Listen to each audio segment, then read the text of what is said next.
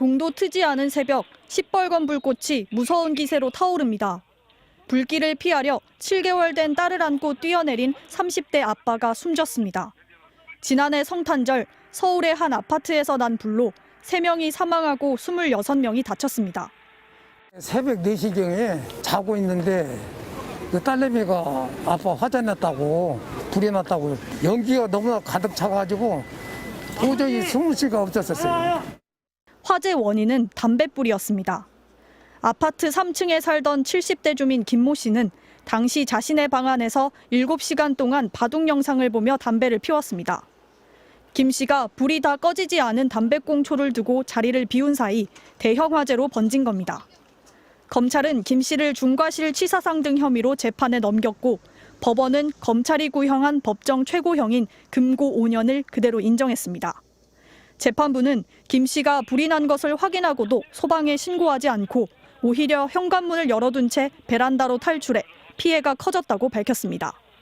김 씨가 피해 회복을 위한 노력을 하지 않은 채 책임을 회피하고 있으며 유족들에게 용서받지도 못해 엄중한 처벌이 필요하다고도 지적했습니다. 이게 얼굴이 안 가라앉아요. 자기만 죄 안 졌다고 저렇게 버티고 유가족한테 아무 일도 안 하고 살아가는. 김 씨는 담배를 재떨이에 비벼 껐다며 혐의를 부인해왔는데 일주일 내에 항소를 제기하지 않으면 1심 선고가 확정됩니다. MBC 뉴스 정한솔입니다. 집 안에서 시작된 불로 2명이 숨지고 30명이 다친 서울 도봉구의 아파트 화재. 경찰과 소방관들이 오늘 불이 시작된 3층 집을 찾아 현장 감식을 벌였습니다.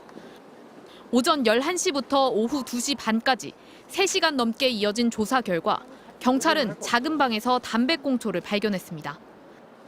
경찰은 담배꽁초와 라이터를 증거물로 확보하고 화재와의 관련성을 확인하고 있습니다.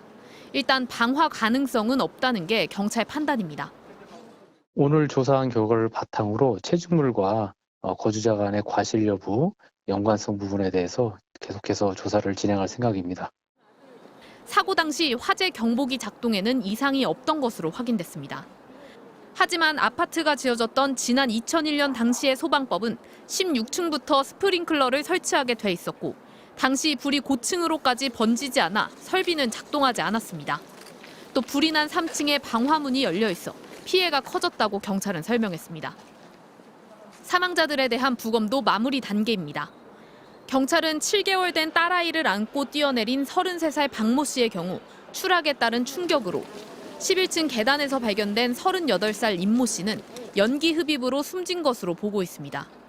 10층에 살던 임 씨는 119에 가장 먼저 화재를 신고한 뒤 이후 함께 살던 남동생, 부모님 등 가족들을 먼저 대피시켰지만 미처 화재를 피하지 못한 것으로 알려졌습니다. MBC 뉴스 조희영입니다.